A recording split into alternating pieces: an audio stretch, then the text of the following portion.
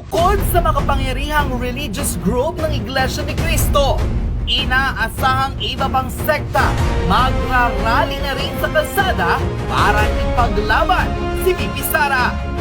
Bukod sa miyembro ng INC, tila aalis na rin sa kanilang mga bahay at tuluyang magwewelga sa kalsada ang mga religious group ng KOJC, maging ang samahan ng mga Muslim sa iba't ibang panig ng Pilipinas na ngayon pa lamang ay naghahanda na ng kinangkilos protesta para ipahiwatig sa tao at sa gobyerno na hindi dapat pinagtutulungan ng mga politiko ang Vice President na si Sara Duterte.